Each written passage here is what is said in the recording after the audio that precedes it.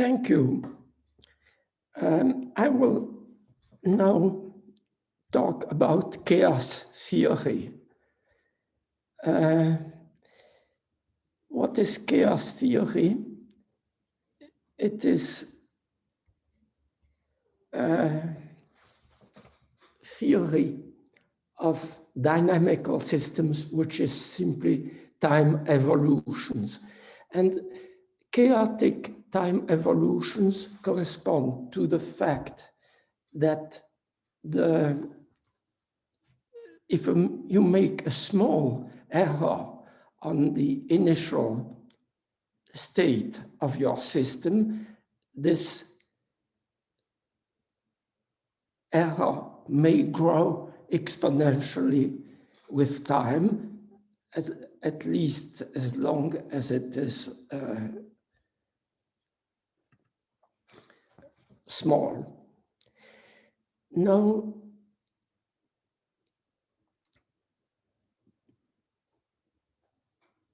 the fact is that it was not understood for a long time that time evolution could be chaotic, and that small initial errors could grow exponentially with time.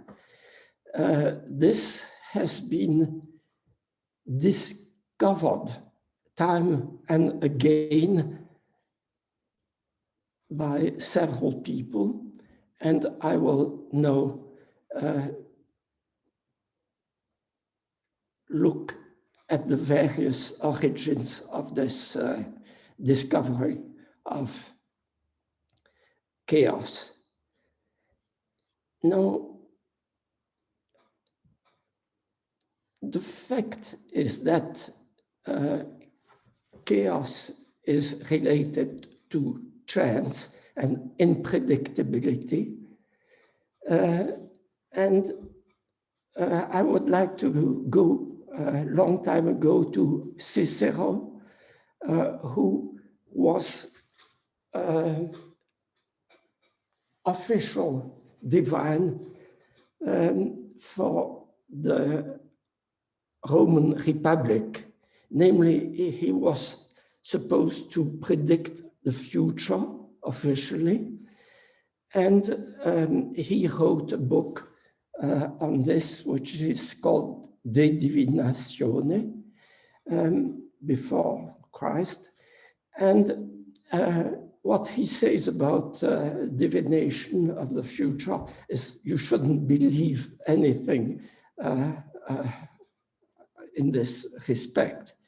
And he says, how can you believe that by looking at the entrails of sacrificial animals, you will discover something about the future if you ask one question, but if you ask another question, the entrails will remain the same and you will have a different answer. So he had a good understanding about chance, that this is unpredictability, and that this can change as you know more about things. Now, the fact that errors can grow exponentially with time is something that was discovered at the end of the 19th century by Hadamard and other people like Poincaré, Ruelle, and the physicist Duhem. And it is interesting that these people had a clear understanding that there could be a growth of uncertainty with time, which is what we call chaos. And I will, in a moment, show a text by Poincaré, which which discusses this matter. Why have meteorologists such difficulty in predicting the weather with any certainty? Why is it that showers and even storms seem to come by chance,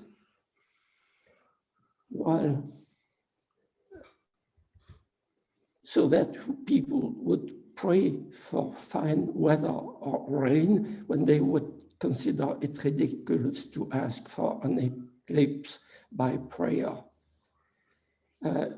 So he explains that this is because there is unstable equilibrium, and this leads to the growth of errors and therefore chaos. So it's interesting that these things were well understood at the time of at the beginning of the 19th century, and then there was a period when this was still understood by some mathematicians, but forgotten by physicists. So Ed Lorenz, by using computers, saw the growth of errors in a convection problem, and in fact understood that this had a significance for meteorological prediction, just as Poincaré had understood the same thing. But Lorenz did not understand, did not know that Poincaré had discovered this feature a long time ago.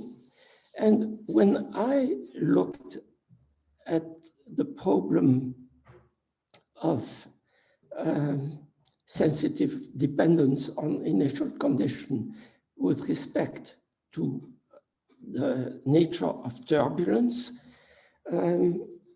with Floristacans, I was unaware of the work of Lorenz, although I was aware of the work of Smale and his school, who had discussed this sensitive dependence on initial condition. Now, this work of Takens and myself took place in 1971, was published in 1971, and it was followed by quite a bit of confusion. Some people saying that my interpretation of nature, of turbulence, was different from that of that was common, and therefore there was a bit of confusion. And then there was an experimental study on a computer by McLaughlin and Martin in 74, and then a lab experiment in 75, which showed that there is indeed sensitive dependence on initial condition in turbulence. Then in 75, Leon York introduced the word chaos, which has been afterwards used for what we now call chaos. What Leon York called chaos is slightly different in the sense that what I would like to call chaos is chaos for long-time behavior of dynamical systems, for time evolutions after a long time, while the definition of Leon York is slightly different. Now, what is interesting is that after 75, there was an explosion of multidisciplinary literature on chaos. And this lasted till the end of the 20th century. So multidisciplinary work is not a common situation in the history of science. Very often what happens is that some people work on a problem in one discipline and other people work in another discipline, and they don't speak with each other. So that's what happened with Poincaré and Lorentz. And starting in the 70s until the end of the 20th century, there was a real multidisciplinary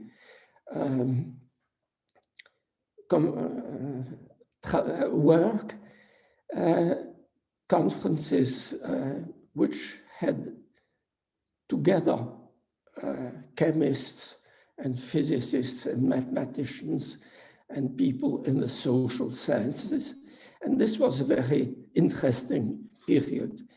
It has now stopped in the sense that the basic ideas of chaos theory have now been accepted, and each of the scientists works in his own discipline. So let me go back a little bit to the situation. This is the growth of errors with an initial condition which is slightly perturbed, and the perturbation grows exponentially with time. Now, there are different kinds of asymptotic behavior for dynamical systems or for time evolutions.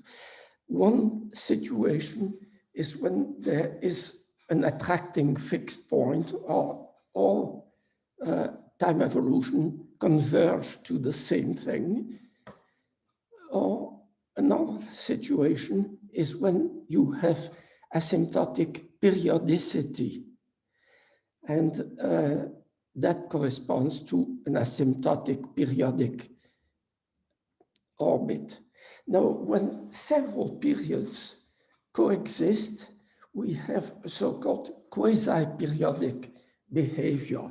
And there is the Kolmogorov-Arnold-Moser theory, which discusses the possibility that quasi-periodic behavior remains under small perturbations.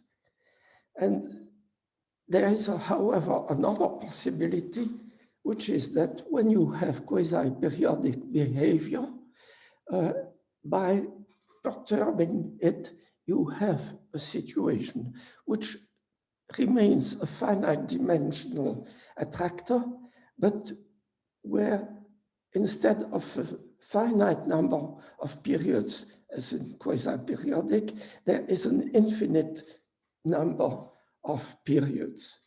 And an example of that occurs when you have colliding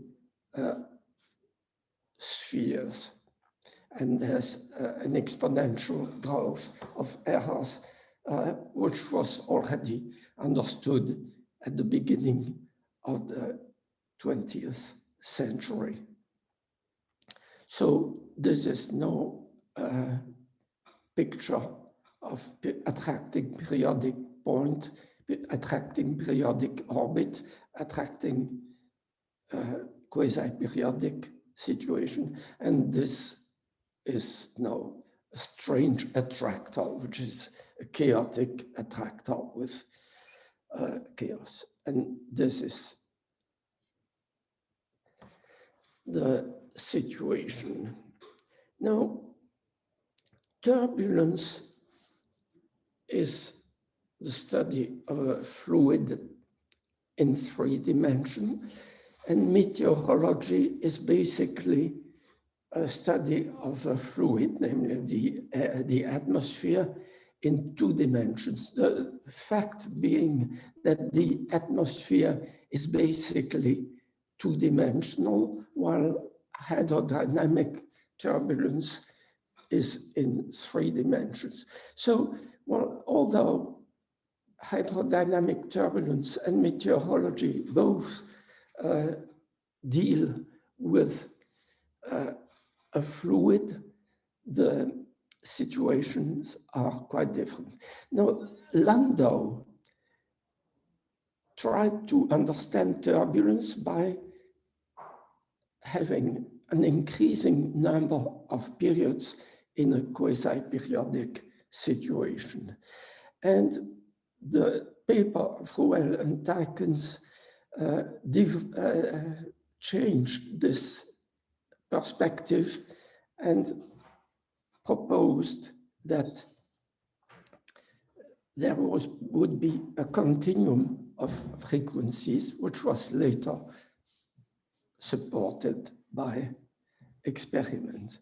Now, it's interesting. I've discussed with Vladimir Arnold, who, being a student of Kolmogorov, knew both about turbulence and about strange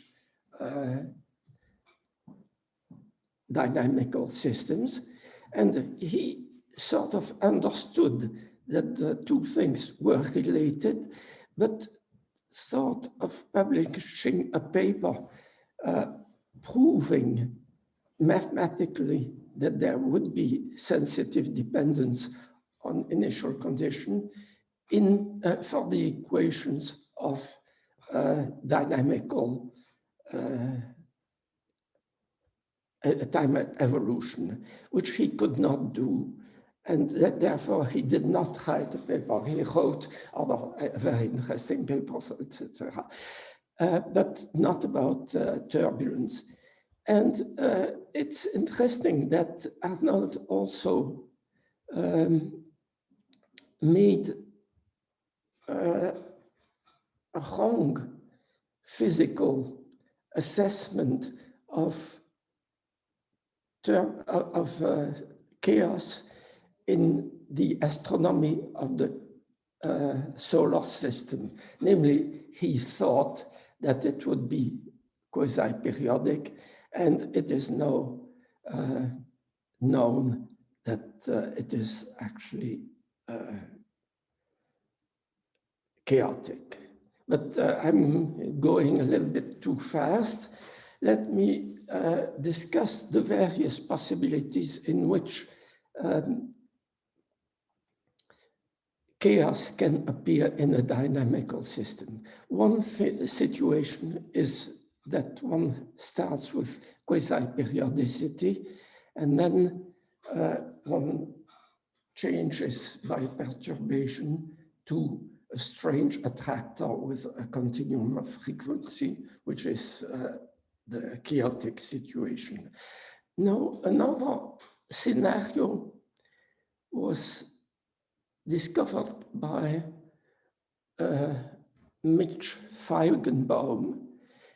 Namely, he found that there is a possibility of a period doubling cascade, which has a certain universal feature and ends up in chaos. I'll come back to that in a minute. But the fact is that this period doubling cascade can be observed experimentally, and that is a very clear evidence that we have a chaotic situation. Panumbu Manville I shall not discuss. So here is the situation of Ruelle-Tarkins, which we consider on a two-dimensional torus with, this is a square with opposite sides identified, and suppose that we perturb it to become periodic, and then we have a situation where this periodic situation has an attractor which is folded progressively, and after this folding there is known to be chaos. So this is not the first example that we dealt with, but that's an interesting situation. Now, the situation considered by Feigenbaum is,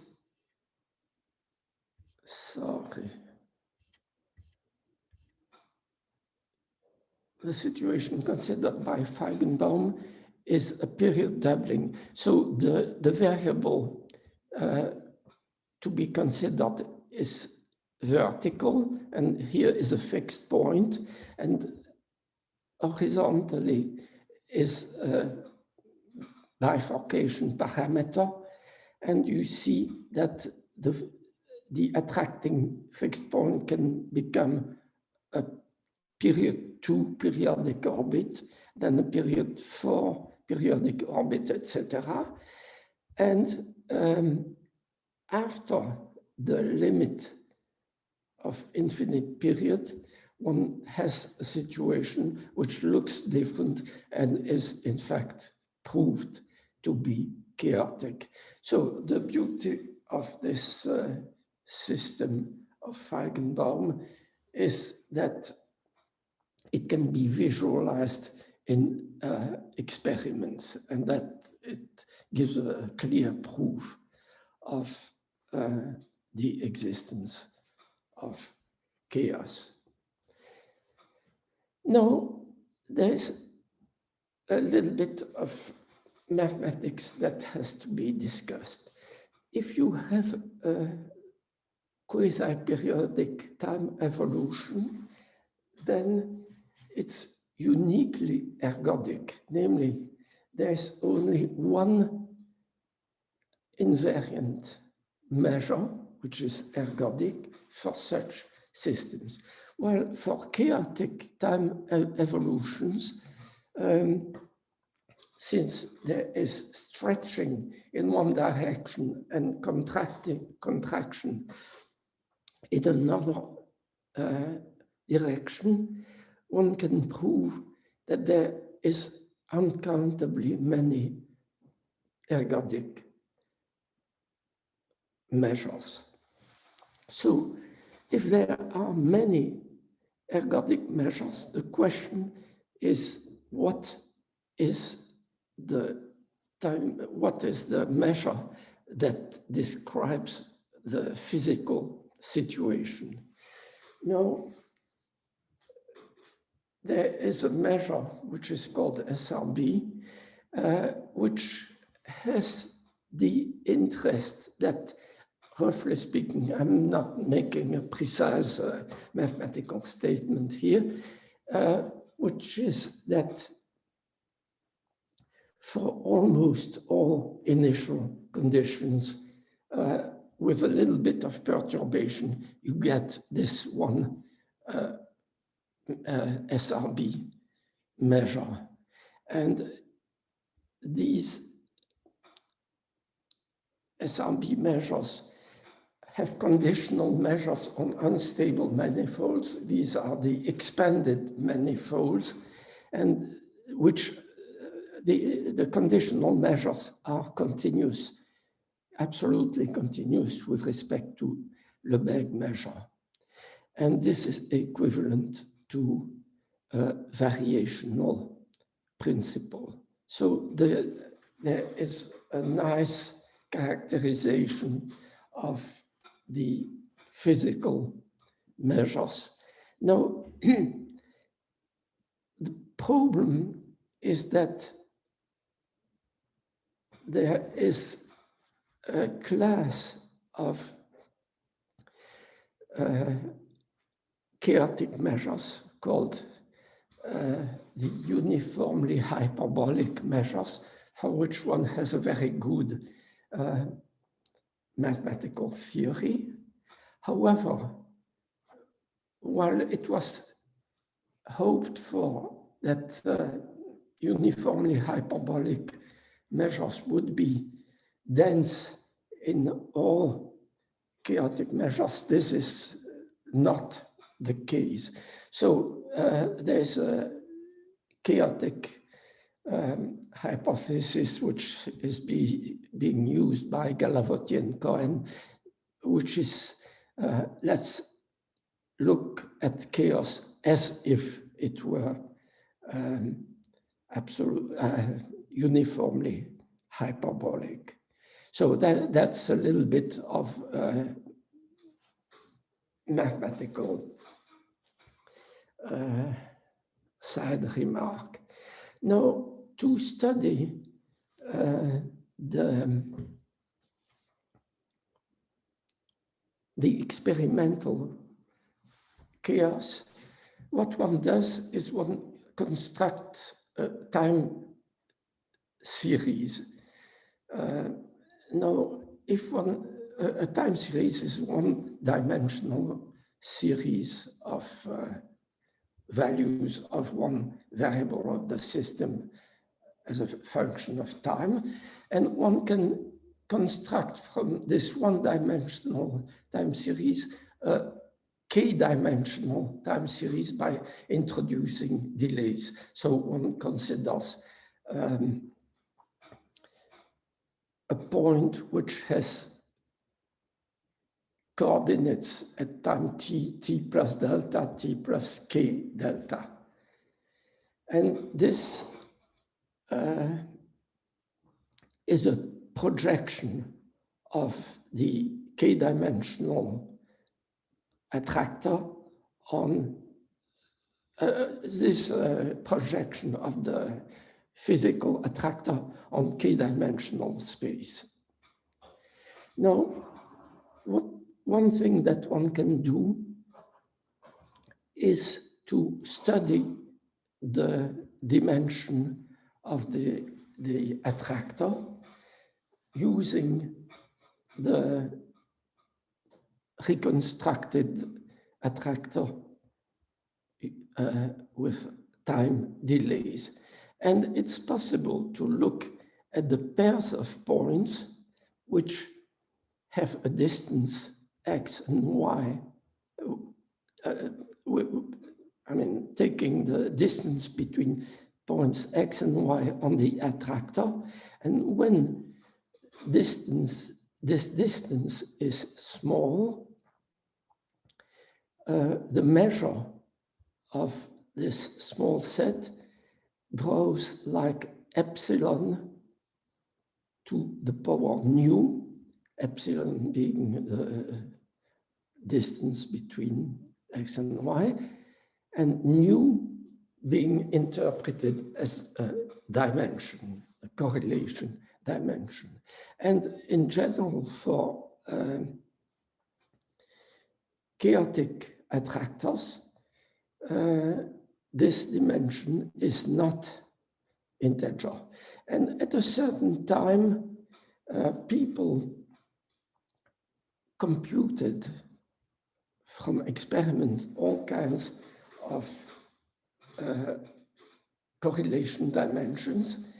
And so one could find statements that various financial time series, for instance, has a certain dimension. Now, it turns out that there is a bound on the dimension that you can obtain by looking at time series. And if one computes a dimension which is too large, then one cannot believe it. So many interesting time series like financial are in fact not proved to be chaotic. There may be sensitive dependence on initial condition, but one cannot really prove it. Now, a situation where one can prove something is about chemical reactions. There are chemical reactions which oscillates with time, and Ruelle and company have studied such oscillations. What they do is they wait for a long weekend when there are no students in the university, and then they study the non-periodic oscillations, and they can, by this time delay method, reconstruct an attractor and study its behavior. So an attractor was reconstructed in 3 dimensions, and here it is. That's a 2-dimensional picture, and here is a section, and one can look at a return map from this section and be convinced that this attractor is indeed chaotic. So this is a case when one can really prove chaotic behavior in an experimental situation. Now, there's another situation where one can prove that one has chaos. And this is not by studying the attractor experimentally, but because the astronomy of the solar system can be computed with modern computers. One can, in fact, look at the behavior of the solar system for very long periods. And this is what Wisdom and Lascar have been doing. Wisdom found the origin of the Kirkwood gaps. What are these Kirkwood gaps? Well, there are asteroids between Mars and Jupiter, and some of these asteroids' semi-major axes do not appear. There are so-called Kirkwood gaps, and the problem is to understand why these appear. And the feature that appears is that due to resonance with Jupiter, these asteroids, in fact, have a chaotic orbit and move far from the ring between Mars and Jupiter, and in fact collide with Mars and are therefore eliminated. So that's one feature of the solar system that is explained by chaos. Now, Jacques Lascar has studied the rate of growth of prediction of positions in the solar system, and he found that the solar system is chaotic with a period of 1 part in 5 million years. So 5 million years is a lot of time, and over human lifetime, the predictions of the equations of motion of the planets are extremely precise. One sees no chaos. And in fact, this is how it was believed that maybe the solar system is quasi-periodic. If one neglects the interactions between the planets, then there is quasi-periodic motion. But it turns out experimentally, numerically, that the solar system is chaotic. And 5 million years, which looks like a lot of time by reference to the human life, is in fact a relatively small time with respect to geological periods. So the fact is that one cannot reconstruct with certainty the behavior of the solar system over periods of many millions of years. And it's in fact possible that over many millions of years, times of the order of the life of the solar system, planets may be ejected from the solar system. It's not proved that this will happen, but among various simulations that are compatible with what we know, this does occur every now and then. So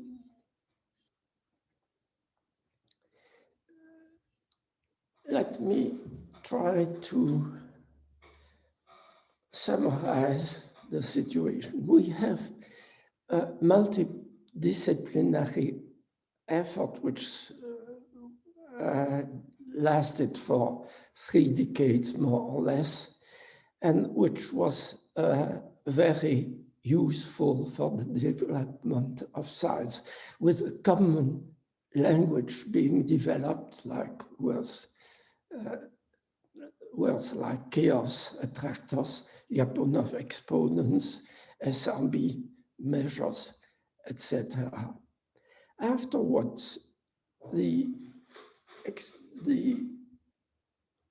literature continued to grow exponentially, but the work is now in individual disciplines. It's no longer multidisciplinary work.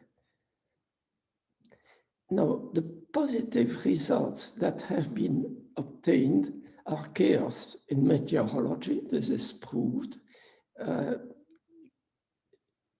Chaos in hydrodynamic turbulence. This is also proved. Chemical reactions and astronomy of the astronomy of the solar system. Now, one can argue that sensitive dependence on initial condition exists in all kinds of other systems like biological, economics, etc.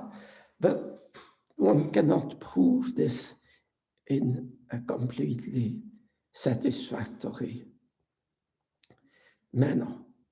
So I will stop there. Thank you. Thank you very much for this very interesting overview. So I invite everyone to write their questions in the chat. I already have 2 questions. So first of all, I was wondering how your work with Takens was received at the time. Did you have any difficulty publishing it?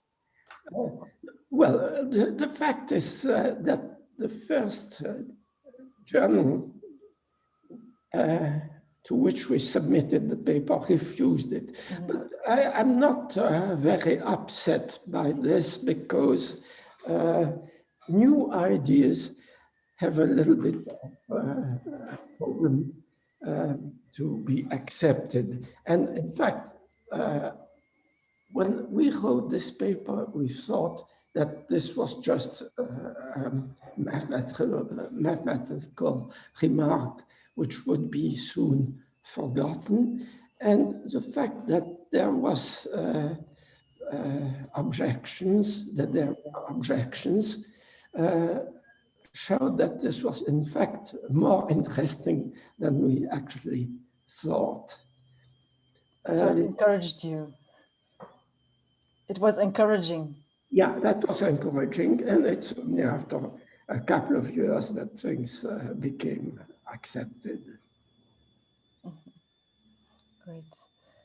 So a second question I have is, do you think that a return to multidisciplinarity can drive the progress in climate sciences today? Well, I think real multidisciplinary work is uncommon. Because I see, for instance, that one of the most interesting developments in today's science is biology, in particular, biology of the brain. And some people, Lai Sang-yang, a colleague of mine, who is a mathematician, have tried to work in this domain, but mostly the amount of mathematics that one has to know and the amount of brain science that one has to know is such that one cannot do both things at the same time. So multidisciplinary work is uncommon. Thank you. So Virginia Rodriguez asks, could you please say something about the application of chaos theories to humans' lives or to our lives, and also to the environmental change, for example, forest destruction? Well, if I understood the question correctly, I mean, what can one predict about the future of our world? The fact is that there is a lot of dependence on small facts. And by small facts, I think one should think of the growth of errors in the mathematical sense, but simply the fact that our world is very complicated, and there are little things that at one point do not play a great role, and in the future become very important. Our world is complicated. So the fact is that this chaos theory helps us accept the fact that there is a lot of unpredictability in the future of our universe. Yes. So someone is asking to suggest a good book on chaos in meteorology. Chaos in meteorology. Unfortunately, I don't have a good answer to this question. The fact is that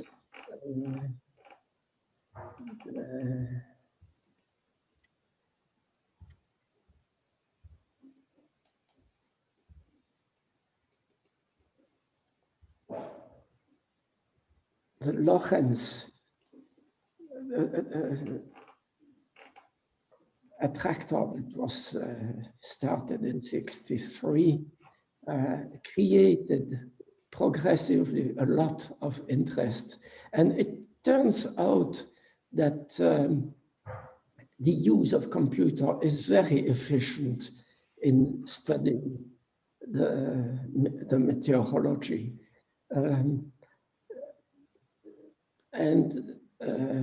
Unfortunately, I don't have a good book to recommend. Okay. Someone says, thank you very much. It was very interesting. I think we all agree. I really like your approach to turbulence that was revolutionary at that time with respect to classical ideas from Kolmogorov. How to reconcile the Richardson cascade, the Kolmogorov phenomenology, and your work? I didn't quite understand it. So how can we reconcile the Richardson cascade, the Kolmogorov phenomenology, and your work? So these three things, how can we reconcile them? Okay. Well, the fact is that the Kolmogorov phenomenology, I mean, there is a theory of turbulence developed by Kolmogorov, which considers a very large system. And the theory is known to be approximate, and this approximation is rather good, but it is not perfect. And one has to modify it, this theory of Kolmogorov by something called intermittency. Mm-hmm. And the theory of turbulence for a very large Reynolds number using intermittency is not developed in a final way. So there's still work to be done. And I mean, that's a problem which will hopefully be, there will be progress in it, but there are some basic questions which are not understood in turbulence for very large systems. I think that's also encouraging in a way. So another question by Stéphane Van Itsen, very interesting. You mentioned Hadamard and Poincaré were at the origin of the understanding of the property of sensitivity to initial conditions. Were they working together on this, or were they working independently? Oh, they were colleagues. They knew each other. They were both French mathematicians. And in fact, Poincaré knew the work of Hadamard. Mm-hmm. And the fact is that the mathematics of the time was not very developed. In fact, the study of dynamical systems started around that time with these people. Mm-hmm. And therefore, the situation described by Poincaré for the situation of growth of errors was understood by Hadamard, but in a situation which is not very physical. And the fact that Poincaré understood this to be relevant to meteorological predictions, this completely leap of faith. There was no mathematics at the time to justify what Poincaré claimed. So he had a huge intuition about this. He had a good intuition about this. So a question by Jenny. Many thanks for your talk. The climate system is considered as a non-linear chaotic system, according to the IPCC. In what direction should we move in climate science to push our limits of climate predictability? Well,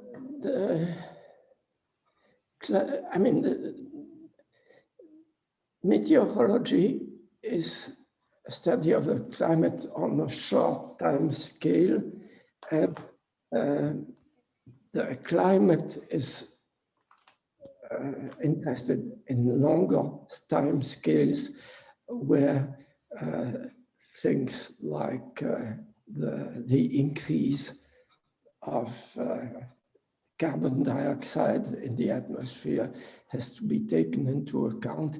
And this is a much more difficult domain than this. So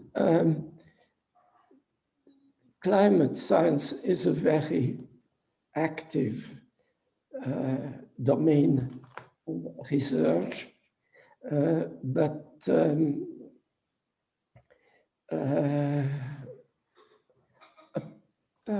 from facts which are now generally accepted, like the fact that there is global warming, which is the result of a lot of efforts. There is not a global understanding of climate physics at this time. Okay, thank you. Olivier Talagrand asks, what was the contribution of Duhem to the understanding of chaos? The contribution of Duhem, I don't know if I'm pronouncing it. Duhem. Duhem was physicist, a good one, and he, I think, a little bit before Poincaré pointed out to the importance of sensitive dependence on initial conditions in physical problems. And the same applies to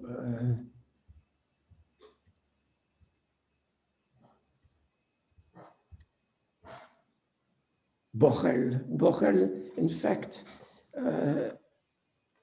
studies a situation where he considers molecules in the air, for instance, to be little balls which collide with each other. And the fact is that a collision of convex bodies introduces sensitive dependence on initial condition. And Ruelle showed that the microscopic correlations in a gas would change essentially due to the very small gravitational effect of the most distant bodies in the universe. So the fact is that when you consider molecules of a gas, the idea that this is a deterministic system, even if you accept the fact that there's a classical, it is a classical system. I mean, you cannot integrate the equations of motion with any certainty. I mean, growth of errors is so rapid at the microscopic level that you cannot make a prediction. Okay, thank you. Melinda Galfi asks, so first of all, thank you for the very interesting talk. I did not understand why the stretching and folding is leading to uncountably many ergodic measures. Could you elaborate a bit on this? Has it been proven that there are uncountably many ergodic measures in chaotic systems? Okay, so this is a system which has not been at the origin of the study of chaos. The origin of chaos was the study of Anosov systems, which are uniformly hyperbolic, and these folding situations, which I mentioned, are not uniformly hyperbolic. And in fact, it has taken quite a bit of time to study these things and to prove that there are chaotic measures in this situation. That it is the simplest situation, but it's difficult to prove that this is a situation where you have chaos. Okay. So Jenny recommends your book, which she recently read, L'étrange beauté des mathématiques. So she strongly recommends it to everyone. Okay. Another question by Greg King. The 1963 paper by Lorentz was a wake-up call to meteorologists that there was a limit to how far in the future the weather could be predicted by computers.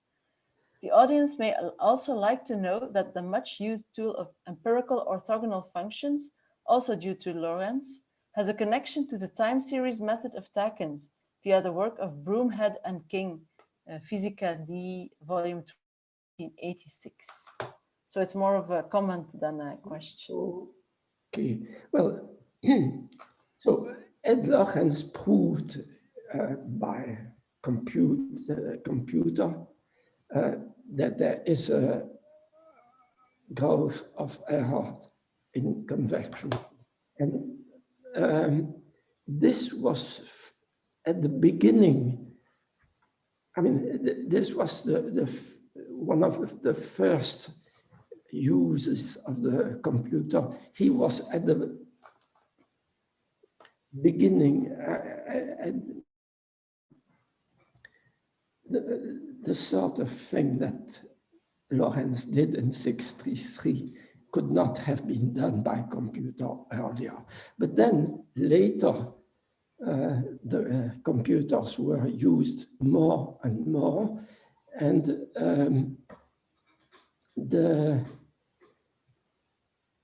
first of all, the chaos theory included all kinds of things. The work of Lorentz was not known except to meteorologists until relatively late. And then it became known to everybody. And also the use of computers increased, and the possibility to predict the weather for a week or two became realistic. But that was a long time afterwards, when computers were much more. So the Takens remark is relevant, but not important, not very important in the development of the subject. Okay. Valerio Lembo has a question related to an earlier question, in fact, but a bit more detailed. Of the features that you described in addressing and studying chaos in dynamical systems, what do you think it might be particularly significant to be aware of when trying to understand the climate-forced response and predict it? So, it's a pretty long question. So, so of the features that you described when studying chaos in dynamical systems, yes, what should one be particularly aware of when trying to understand the climate-forced response and when one tries to predict the climate-forced response? Oh, well, the systems that exhibit chaos have nonlinear equations, and the climate is full of nonlinear equations. So the idea of studying complicated systems is that nonlinear systems which are sufficiently complicated are in fact chaotic. But the problem is to understand in what way they are chaotic, etc. And there, for the climate, the question is how many features to take into account. And if one goes beyond meteorology into climate studies, one has to take into account more and more of these things. For instance, the fact that the glaciers are melting is important for the climate. It's not important for meteorology and so on. So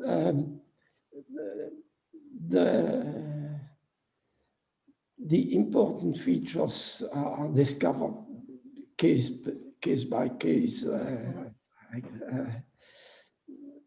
One has to make a general study to see which factors are more important. Indeed. So Virginia Rodriguez has another question. Policies are often based on predictions about the future. Do you think policies and/or politicians are not taking into account chaos theory? Should they take it into account, and would that be feasible? Well, can we educate politicians? I mean, the problem is that politicians, like everyone else, are uncertain about the future, but it's important for them to say that they know what will happen. So, I mean, they may not be as stupid as they might appear at first, but the fact is that intelligent politicians, and I'm sure there are a number of intelligent politicians, have to take into account the fact that they don't know the future, but that they have to pretend that they know the future, at least reasonably. This is a difficult situation. Yes, I agree.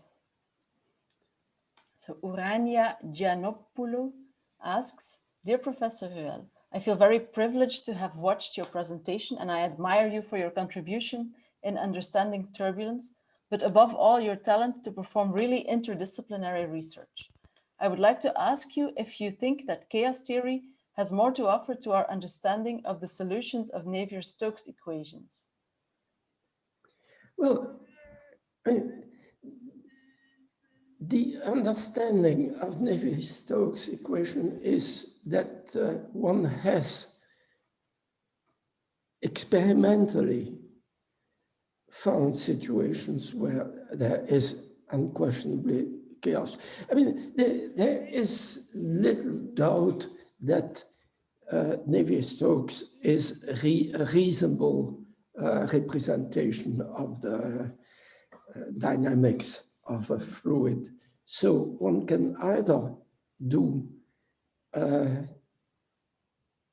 numerical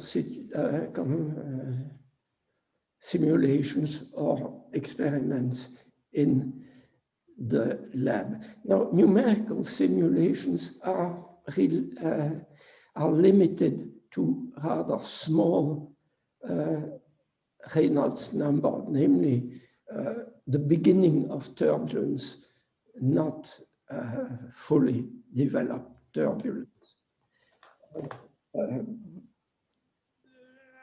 There is evidence that there is turbulence, but that there is chaos. But at this point, the interest of people in turbulence is really more for the fully developed large-scale turbulence, and this is far from being understood. Because studying it by means of the equations, Navier-Stokes equations, does not permit to go to these large Reynolds numbers. In fact, there remains a problem of existence and uniqueness of solutions for Navier-Stokes, which shows how little one understands them.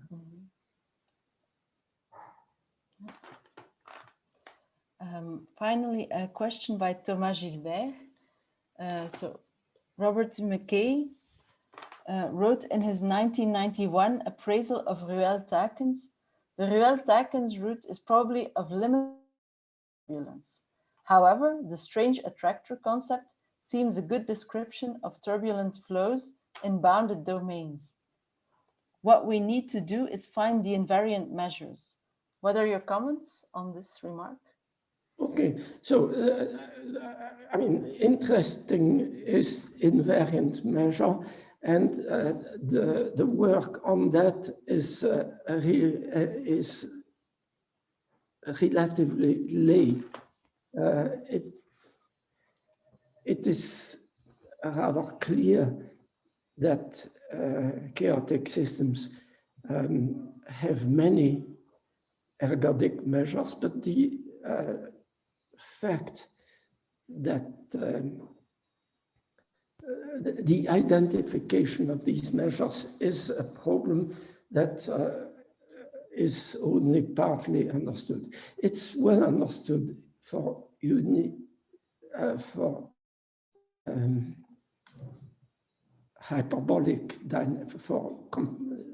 completely hyperbolic dynamical systems. For other systems, there are only limited results. The study of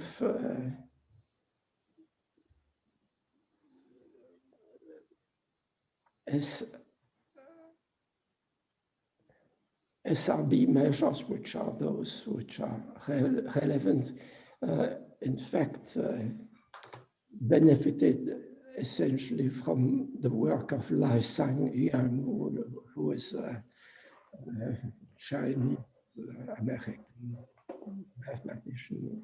She did very essential work on this problem. But the fact is that some chaotic systems have SRB measures, others don't. And the classification is simply not very well understood. Okay. Thank you very much. I think this sums up our questions.